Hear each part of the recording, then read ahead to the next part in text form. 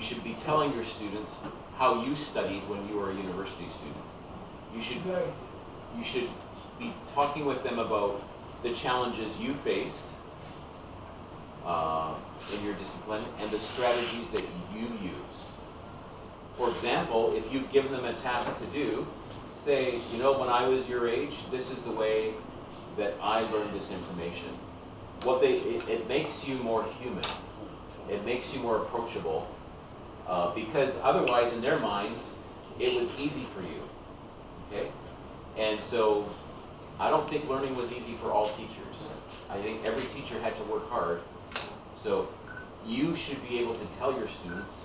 In fact, my suggestion is that when your students leave the classroom, they not only learn the content, they also learn how to learn. Right? They have some new learning strategies in place. And I think you're a good place to start is you. So I used to do that in every one of my university lectures. I'd give them one tip, one key on how to learn. So because many students have figured out their own way, but they need more ideas. Number 2, create a pleasant, relaxed atmosphere in the classroom. So you have to answer the question, what does your classroom feel like? Does it feel relaxed when you teach? Or does it feel tense? It's your job to create the atmosphere. Okay? And so if your teaching style is only like this, your classroom will feel very anxious. Okay? So you should promote a casual, safe feeling in your classroom. This is often the #1 complaint that students have about motivation, is they don't feel comfortable in the classroom. So if the environment is not suitable, you change it. Okay? So this environment right here, it is not suitable to me because we have 3 tables, here, here, here. But unfortunately, these are heavy tables. If I could, I would change them. Change it a bit so everybody was closer. Yeah. The environment determines motivation. Number 3, present tasks properly. Okay? If you ask them to do something, give an example. Right? Same way if you give someone an assessment, for every type of item, give an example so they see what they're supposed to do. They shouldn't have to guess. You know? So if I'm going to give you a task to do, I'll say, okay, here's your task. Now, for example, this one, do this. Okay? And so that's just normal teaching skill, right? If you take an education course, they will tell you for every task you do, make sure that you rehearse your instructions. And if I do it this way, if my wife doesn't understand my instructions, my students won't understand my instructions. So I always test my instructions on somebody. It's a good discipline. Develop a good relationship with the learners, number 4. Okay? One of the questions that was in the pile yesterday that you pulled out was, what are some of the strategies you use to get to know your students as humans? And some people said, what does that mean? Okay. What does it mean is getting to know your students as people, not just students. Learning about their background, learning about their interests, learning about their family. These are all important. Because if you have that relationship with your students, you can understand what they think. Because every student is a person that has interests outside of the classroom. They're interested in other things. They might read books, they might do sports. But if the teacher only knows the student will never feel that they have a good relationship with the teacher. So you have to work a bit harder. So you mean a friendly relationship? Friendlier. Yeah. You probably will not be friends. Yeah. However, you can be a teacher and a father figure, a teacher and a friendly figure. You know, you can ask your students, you know, how are you feeling today? What's yeah. Because then they realize that you're interested in more than just the class. You're interested in them as individuals. So you have this relation with limits. Of course, in the same way that we have a relationship with limits, right? All relationships have limits. So what is about the praise to increase your praise for the active Yes. one? Yeah, to increase your praise, Yeah. remember yesterday my comment, catch them doing something good. Look for things they're doing well, and look for areas where they are improving, and tell them. And sometimes it's good to tell them in front of everybody, or as they're leaving the class, just say, Abdullah, just 1 second, you're doing so well. I was really pleased with your interaction today. Keep it up. I like it when you share in class, because it gives them a sense of value, right? Yeah. But I believe that you should always use their names when you get a chance, if you know the names, right? If you use someone's name, you add value to them. So if you're marking on a paper, use their name. So, Abdullah, very well done, versus very well done. It means that you're thinking a bit deeper. You're thinking of a person, not a paper, right? Because a person wrote the paper. A person wrote the exam. So you should acknowledge the person. Sometimes we read the best answer for the others. You see, in order, just like a way of praising him. Yes. So we should have many tools to praise students. And some students, it can be hard to come up with something positive, right? But that's where, if you get to know them beyond other students, you can use that opportunity to say, is everything going well today? Everything, are you feeling okay? To me, the care is praise as well. Right? So, next one, increase the learner's self-confidence.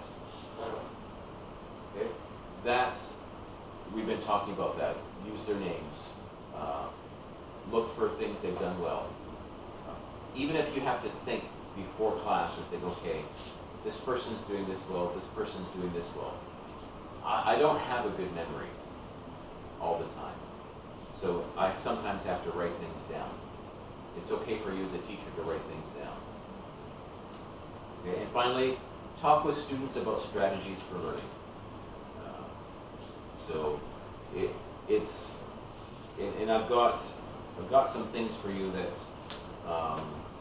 I wrote out. So you should have explanations for learning strategies. These learning strategies are good for this, and I've got some coming.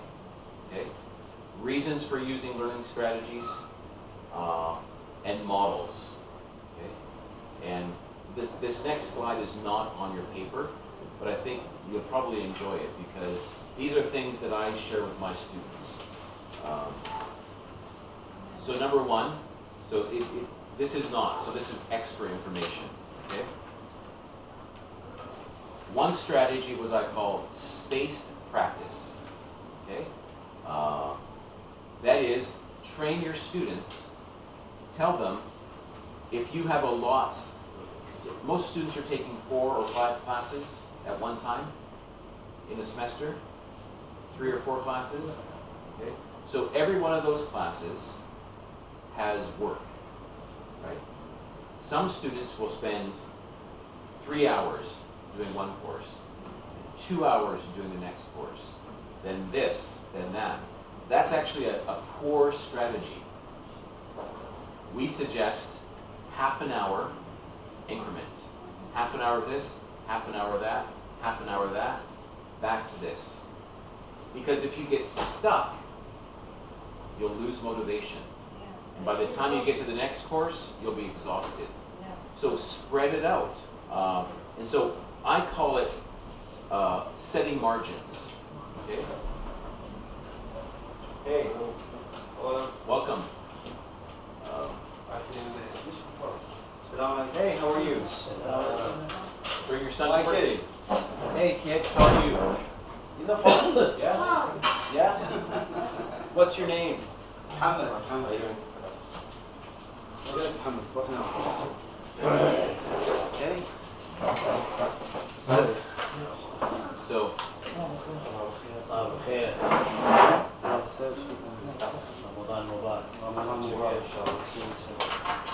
what's the difference between Mubarak and Kareem? Anything? Blessed, One's blessed, one's happy. generous. Kareem, generous. Okay, that's Let's a say. When we say generous, means Kareem. Okay. So we're just talking about some learning strategies that aren't on your sheet. Topic is motivation. So these are strategies that my premise is that in every class that you teach, you should give your students one tip on how to study. A learning strategy to help them out. So number one is don't spend all of your time on one course. Separate it out. Half an hour on each course and keep on going back. I call it establishing margins in my study. Okay? Because sometimes when I was a student, I would set a timer. And after 30 minutes, I'd move on to another course. 30 minutes later, I'd get up, walk around, do something different, and then do another course. I spaced out my time appropriately, and I found I got more work done. Because sometimes one of the courses was a problem. Okay? And if I were just looking at it, I would sit there and look at it for an hour. And then my motivation level completely depleted. Because so by the time I hit the next course, I had no energy left. So set margins, smaller chunks of time versus larger chunks of time. Number two, what I call retrieval practice. Okay? So that is remembering the information without using the materials. No. So you've been studying in class, okay? You have all this information, but the information is still in the materials. It's not fully in your head yet. And so the goal is, on your test or on your assessment, you're not going to bring the materials to it. They have to get here. And so I show students ways to sketch, to represent, draw a picture to represent the materials, have a conversation with yourself, have a conversation with a friend, and say, let me tell you all about the book, The Crucible. This is the main character, this is the plot, this is the reason, okay? So you want, the retrieval practice is trying to recall information without using the materials as your base. Because students will sit and read the same study notes over and over and over. And then what they're doing is they're trying to retrieve the information based on memory or visual memory of where it exists on the page. Have you ever seen that with students? Yes. They're sitting in a course and they're like, what are they doing? They're trying to find the information on the page where they studied. Yeah? Less than 1% of students have photographic memories. Okay? Most don't. Ahmed.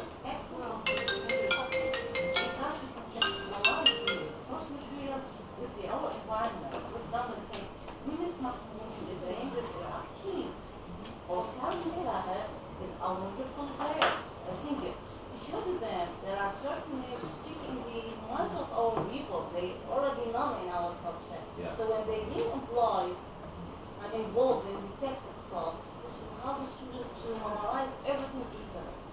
So they will not forget the form of the present continuous, since it is being explained with well-known example. For example, with Julius Mahmoud, he's a Iraqi player, and all people they know who is him. Well, that's good.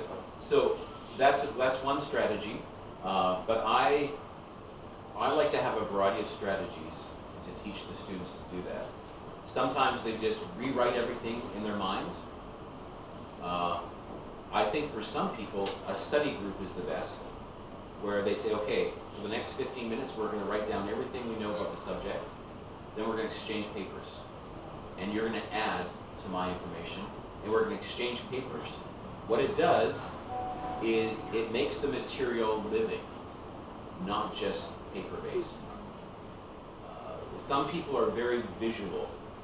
They need to draw a picture that represents their understanding. That's why in English grammar, if you're teaching it, the actually graphs of some of those are very helpful. Where do you put the X? What happens before? Yeah. Poetry, literature, imagery. Most students that are studying literature, poetry, and drama have visual recollection.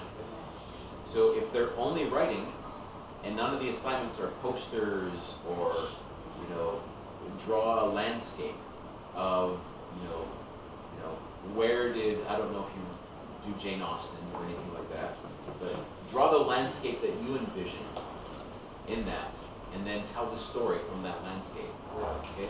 It's what we call retrieval practice. Hey.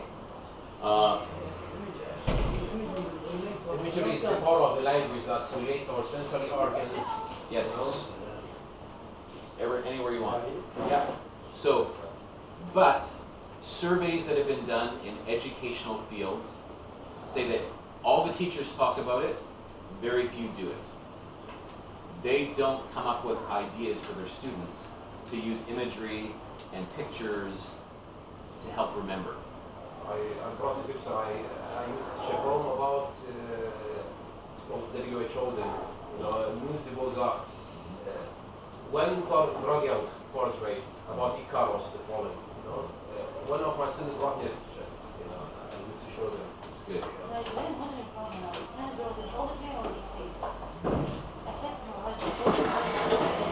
did such a thing with every student, and I teach them drama. Explain everything in one technology.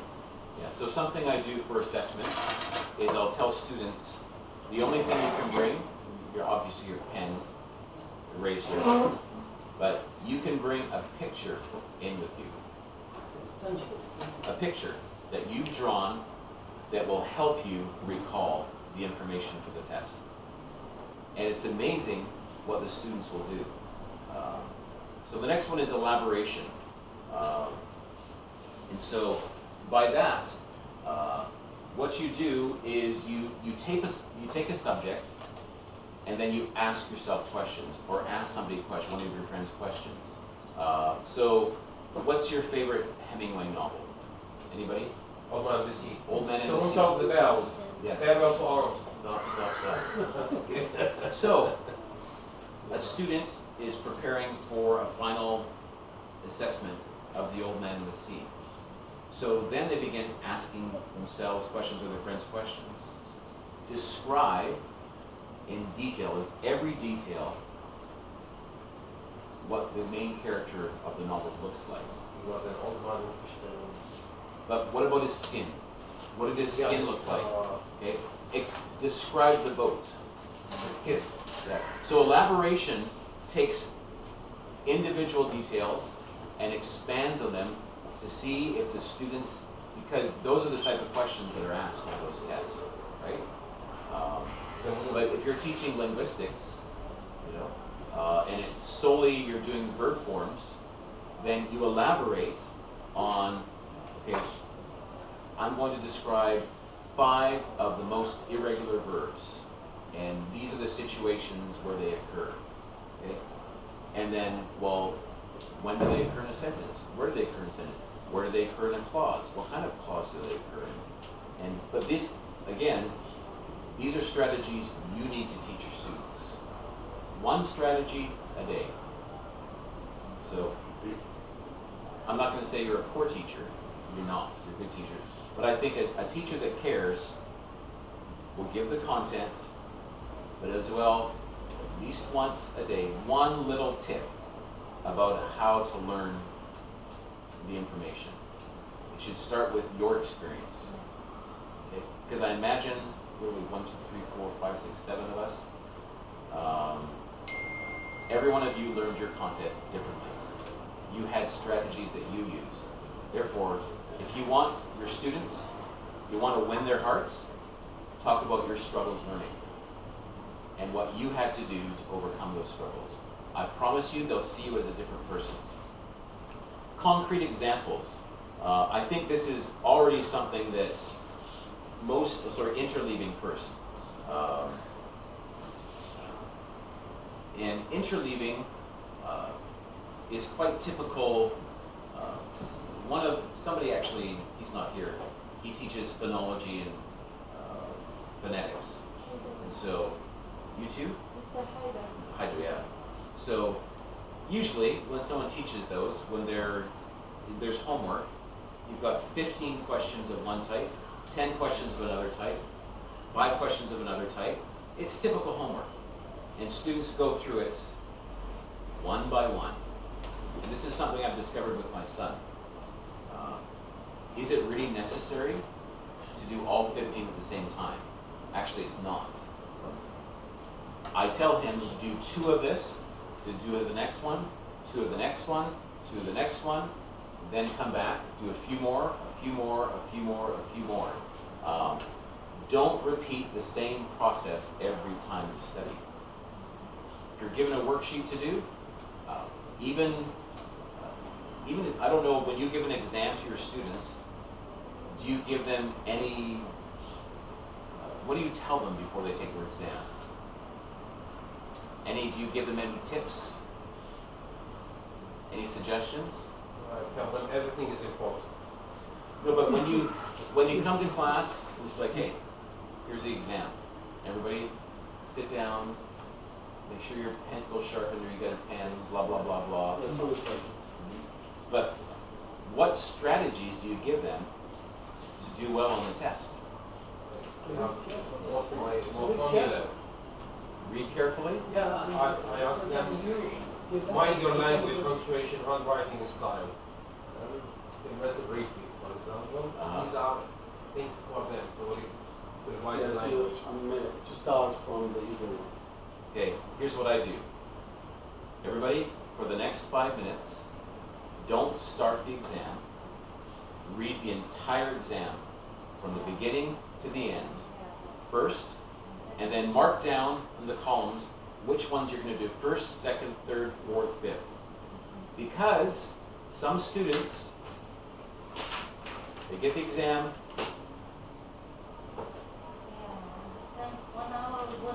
but the information they just spent all the time cramming is on the back page. If they were just to read the entire exam first, they could get everything out of their head to get this one done. And then move to the ones that work best for them. So when I see students just going like this,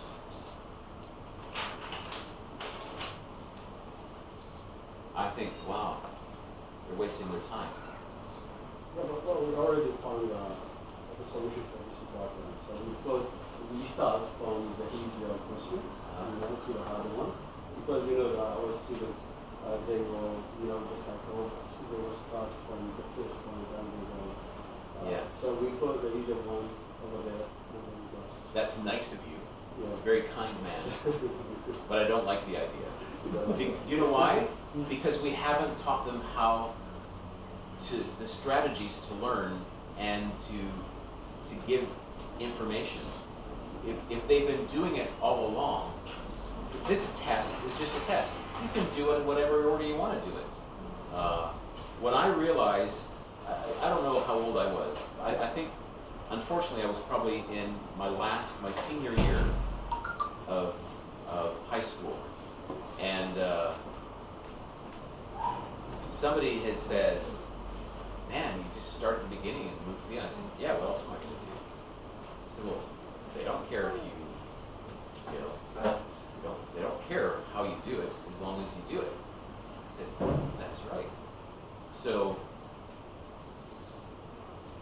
start with the stuff that I know 100%. And often what I knew 100% was the information for the long answer, right? You know, the essay question where you have to write for about 20, 30 minutes. I had spent lots of time studying for that. And the more time I spent on multiple choice, true and false, the more information I lost for this part back here. So it's just, if you can teach interleaving with your students, it's good. I know it works because it's worked for my son. Move around, even on your homework. If you give your students a worksheet to complete in class, tell them, do a sample of each first, so you get a sense of what things you understand, what things you need help with still. And then, of course, walk around. Concrete examples, you do it already. Every one of you has to teach abstract ideas, right? So, Hassan, it's Hassan, isn't it? Yes. It is, at least it was yesterday and the day before. One abstract idea that you have to teach. One abstract idea that I have to teach, as far as linguistics is concerned, for example, when I teach linguistics, there is a theory about, universal grammar and the universality of language. Sometimes it's so difficult for them, for my students, to understand what's going on. Because it comes that it lies in the mind of the speaker. And so how come up that will you, for example, open it up and look at the things that happen inside the mind? So, how do you take that abstract concept and create something concrete so that when they think about it, they think, oh, this is how it connects. Right? Yes, one of the basic examples in this case is, the use of language, language speakers themselves. Although the theory is theoretical from the very beginning, but still there are some, applied things that we apply every day. People with the universality of language, I said, look at the, little kids, when they speak, they won't follow certain, constructions that we construct them to do, or we instruct them to do. They will follow what they, about generalization. I think I've talked about this. For example, when we say to someone, speak just like this, there's the subject, the verb, and the object. They won't follow this rule. There is their rule. I said, this is some kind of, universality. All students, all kids around the world, they will use certain structures that are odd in their languages. Sometimes we take them as odd. Now, they can see for themselves. This is part of being universal. That's good. So, I do something with my students. This is the way I teach them the theory.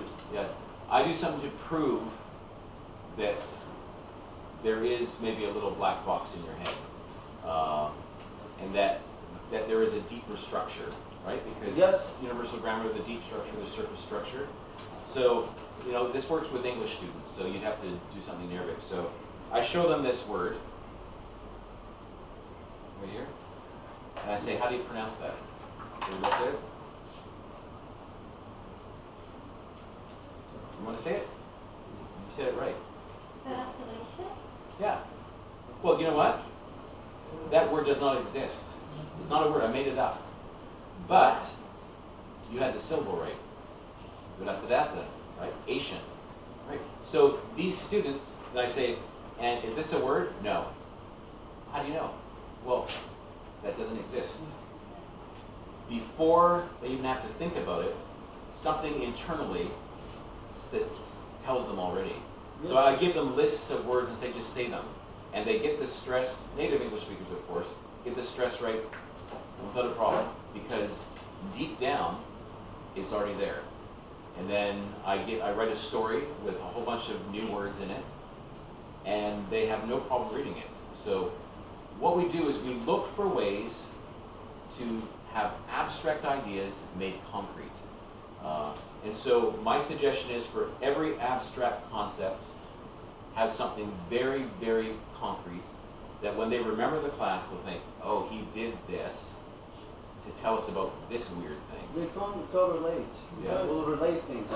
As I told you, when I over stress them with the theorization, too much theorization, I have seen to myself, they didn't get the idea. But when I talked to them about the people, they said yes. Do you have a little pet? I asked them this question before I, go on with the same thing. Do you have a little pet back at home? They said yes. Have you ever tried this on them? They said yes. Then we go on. The church is much easier because we have personification, we have allegory. Yes. For example, I used to teach my students one of the poems for Thomas Gray, Killed in the Catholic Churchyard. We have certain concept, for example, poverty described as a person. When he touches a person, he destroys everything, kills, love, grandeur, pride. These are part of sin. I used to present them for my student as a human being, as active. Well, my son's teacher in literature. Now they're doing French literature. One of the assignments, because they learned all the different devices, they had to do posters. But the assignment was, you can only give examples of personification or similes based on the language that you use amongst your friends. It can't be language from the book. It can't be language, that you Google. It has to be the type of things, the way you talk amongst your friends. Well, it was an incredible assignment because now he never forgets the definitions or the concepts. The same way, they have to do a unit on economics, introduction to economics. And so the term was scarcity in economics and how scarcity can cause prices to rise, right? And he was like, Dad, this doesn't make sense. This is like, why do I care about this? I said, well, he said, tell me, what does it really mean? I said, well, remember, last summer, you and I went to California together. And I said, remember, I was all upset because I'd waited too long to buy the ticket. Yeah, because there were hardly any seats left, so it cost more. I said, there's the analogy. I said, if we bought the tickets 4 months before time, there was a lot of seats, so the price was reasonable.